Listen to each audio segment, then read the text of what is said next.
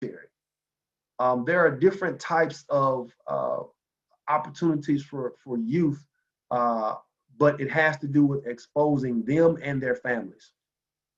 But sometimes we get in this savior complex and we think that our way, what we've experienced to some degree, is the perfect way. Even my experience doesn't fit every Black male, every Black girl, every Hispanic male or boy. Everybody's experience is different. But I offer you this. If you know the community and you really understand what their needs are, it'll help you focus on a particular task or particular goal to help motivate that community. Embrace the process. You're not going to like the process. It's going to be tough. Sometimes communities are going to push back. Sometimes they're not going to trust you. Sometimes you're not going to trust yourself. Sometimes you may spin your wheels. Sometimes you may have colleagues and team members who may disagree on, whatever goals or ideas that you're trying to put forward. But I can assure you, if you go back to setting measurable goals, if you go back to understanding what the specific needs of the community are, which means you have to spend time with them, you have to talk to them, you have to listen to them, you have to go into prisons and talk to young men. I do it with the Texas Juvenile Justice. I go and I talk to 14 and 15-year-old boys. And I say, I know how you ended up here. I'm not interested in the drugs or the gang banging that you were doing, but I say, tell me about your family. And what happens is tears swell up in their eyes when I say, tell me about your family. And there's one young man I was talking to, I said, there's somebody out there who's crying because you're in here. And his eyes are swelling up. And he's trying to fight back tears because I'm inside the compound, so he can't show any weakness, right? So he's trying to hold back tears when I say, hey, I bet you have a grandmother right now who's praying for you. Tears started coming down his face.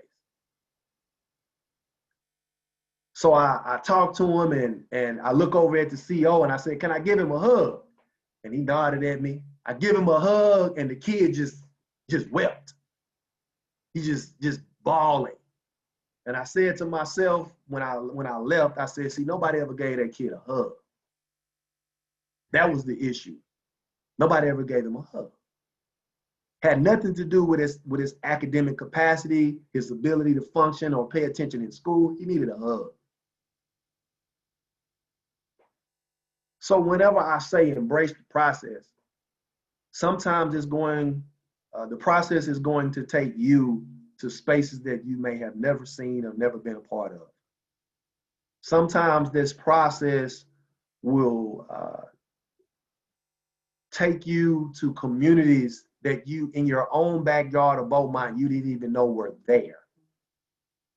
And once you begin to understand what that community goes through and you outline what steps you need to take, what measures you need to put in place to support that community or those group of kids, over time, you will see your work move ahead. You're not going to reach everybody. That's just the reality of it. But there are young men and young women who are born into situations that they don't have control over. They're not bad kids. They're not unintelligent. They're not ignorant. Black, white, Hispanic, Asian, doesn't matter. They all want to have the pursuit of happiness of life. But it is up to you. You are the influencers. You are the gatekeepers. You are the leaders. You are the administrators. You are the individuals who have the experience to create opportunities for them. You are the ones who can open doors. This is kingdom work. Now, I'm not speaking specific to any faith here, but in any aspect of a kingdom, when you build a kingdom, the king, the officials, the princes, the duke, they got to have a vision. They have to have a plan. They have to have some sense of how they can support the highest official to the lowest, to the person who's out in the fields working at a kingdom, or the people who are living in the palace. How can the king create a space, or the kingdom create spaces where everybody has equity, everybody has access, everybody is being exposed to every possible asset that they can? How can young men and young women, students of color specifically, have opportunities and be able to choose careers that will benefit not only them and their family? This is kingdom work. Kingdom work means sometimes knocking down buildings. Kingdom work means sometimes we have to go to war. Kingdom work means sometimes you're going to lose some people along the way. But what you all have to realize is as a Rotaract club, go back to your mission. Go back to your vision and your purpose and what you were established to do. Go back to your community in Beaumont and the surrounding areas. Go back to your ISDs. Look at their data. Look at your college institutions. Look at your data. Figure out where we're missing it. Stay focused. Stay on task, right? You can't do all things, but focus on a goal. Because if we can get everybody in this kingdom-minded work in this field, think about how many lives you will save. And I don't just mean lives in a sense that people are dying. I mean kids who are growing up and there is a cycle of generational poverty. There's a cycle of it. I go back to the images of my cousins and my relatives. Had it not been me, then who? I throw that at you. If you are not the influences of your community, then who will be? Who are the individuals in your space who is going to shape and move Beaumont and the surrounding communities forward? It's you. And I hope that you can provide opportunities for my son. My son is on his way. He needs you.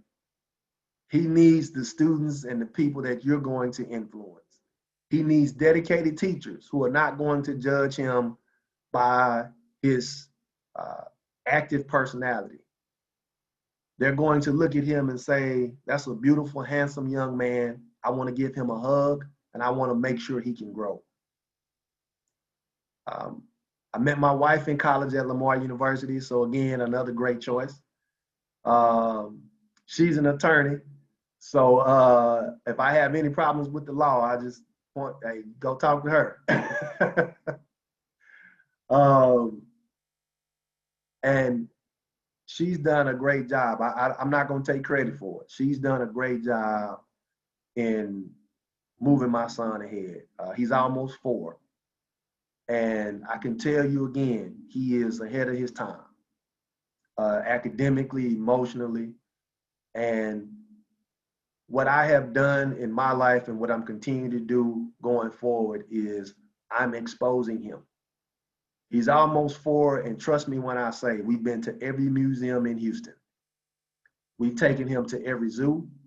He can tell you every dinosaur's name. He can count to 100 frontwards and backwards. He's writing. He's almost doing multiplication, and he's not 4 yet. Why is that important? Because I want him to have an opportunity to be whatever he wants. And I know that his intellect is going to get him there. His intellect. So I hope that you all understand and recognize that there are beginnings to people. And when I go all the way back, I never knew that that kid right there would end up Dr. Jerry Wallace. Never had a clue. I didn't know there was anything beyond a bachelor's degree. Never had a clue. So think about those kids that you see next time you see a little boy or a little girl. Think about what could they become. So I leave you with that, Beaumont Rotaract. Be the influence. Be the influence. Support your community. Get over the tough times, but especially during this pandemic, we need everybody. Nobody cares what color you are. Just give me a hug. Just give me a hug, and we're gonna move forward. So I thank you all for your time and just allow me an opportunity to connect with you today. And you know, I look forward to hearing great things from you all in Beaumont. And I'll stop here. And if you guys have any questions or comments for me, I appreciate it. But again, just be the influence.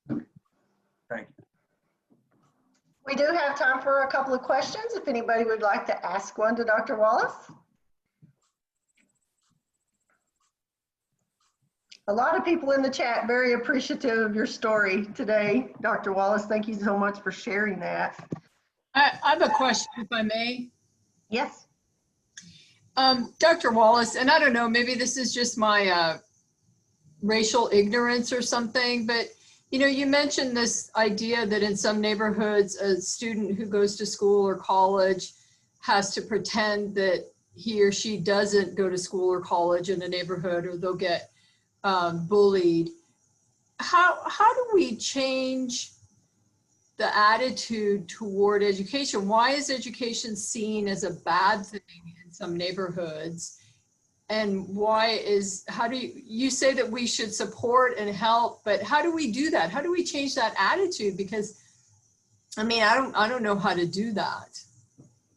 Great question. Great question. I go back to exposure.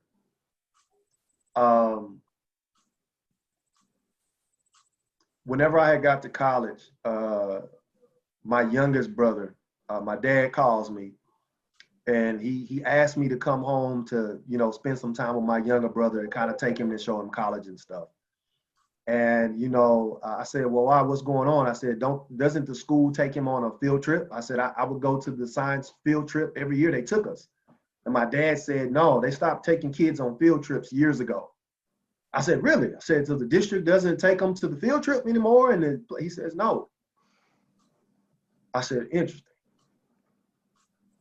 So what happens is now parents are, if they have the knowledge and experience, are the only ones trying to expose their kids to different opportunities, because sometimes the districts may or may not have resources to do it.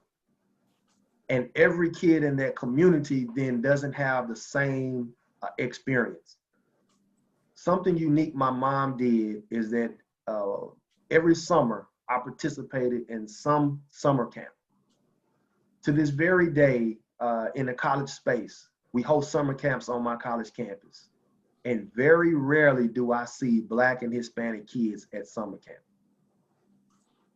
I ask myself this question is, how are these kids going to know about careers? How are they going to be exposed to it as elementary and middle school kids if they're not coming to summer camp? A lot of these summer camps are taught by college professors, are taught by college grad students. They're also recruiting grounds for students. These departments, these colleges are recruiting these students. They stay in contact with them every year. They get the parents' information and they say, hey, Susie, hey, John, we want to stay in contact with you. We want Mike and Jeff to come back next year. So what happens is 4 years in a row, these kids are coming to summer camp and they're growing up in this environment, or they're being essentially exposed to it every summer, to where now when they're a junior or senior in high school, they already know where they're going to go to school. They've essentially been recruited by that college or other colleges over time. But there is another community that doesn't have that opportunity, who their parents don't know. Mom is working 2 jobs. There's grandparents raising them. When you talk about the Hispanic community, you have parents who don't speak English. They don't understand the language or how to move their kids forward. I work with a lot of Hispanic kids where I'm talking to a young man and he's translating back to his mom what I'm saying. So when you talk about exposure, how do we help kids navigate both what's happening in the school system, but also how they go back home? I was that kid where I would go back home to Huntsville and my cousins are literally calling me a white boy because now I'm tucking my shirt in. Because the school I went to, we had to tuck our shirts in. It was dress code. So what I would do when I would go back home to Huntsville is I would take my shirt out and wear 3X size shorts, which still don't fit to this day, in order to not be ostracized by my family. But a lot of it had to do with exposure. I work with a program in 5th Ward called the Urban Enrichment Institute. It does exactly that. It's an after-school program that takes young boys and girls from their local middle schools and high schools, ages 11 to 19, and they bring all of the resources to these kids. They bring professors to urban enrichment. They bring, NASA has come and visit, and instead of taking the kids to some degree, which they do, instead of taking them out of their community all entirely, they bring the resources to them. So the kids can feel comfortable in their own neighborhood, seeing individuals of influence in their own neighborhood, right? Then after they spend time with these various mentors, people like yourselves, then they arrange a field trip and then they take them to NASA, or they take them to the bank, or they take them to downtown and they go see the skyscrapers and different things like that. It all has to do with exposure, right? And that takes time, it takes money, it takes effort. You're not gonna be able to touch every kid because again, some parents may or may not, want their kid to participate, and that happens too. I've run into parents who I'm begging them, please let me have your son. But because of family dynamics, sometimes they say no. But exposure to as many kids as possible to resources and activities will help because the dynamics of their community also has an influence on who they become, if that helps. Well, thank you so much for sharing your story with us. And I've come away from this with a whole lot of notes that I took down. Just to remember that kids are navigating many challenges when we see them. Children also know when you care, and that is the #1 main thing. If they know that we care, then we're going to be able to be influential on them. And seeing them and thinking about what they can become.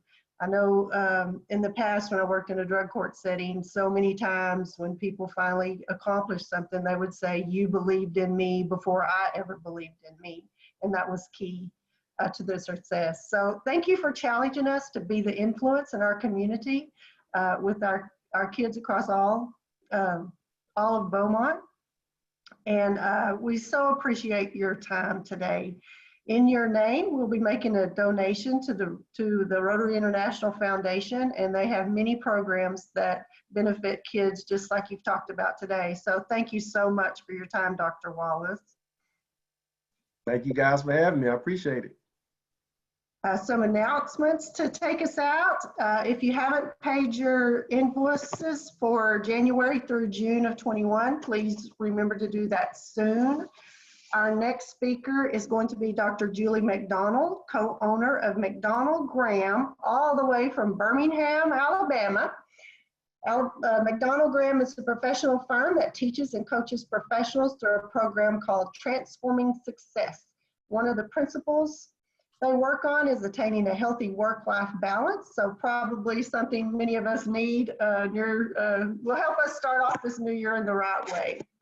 So in closing, please join me in reciting the 4-way test of the things we think, say, or do. First, is it the truth? Second, is it fair for all concerned? Third, Full of goodwill and better friendships. And fourth, will it be beneficial for all concerned?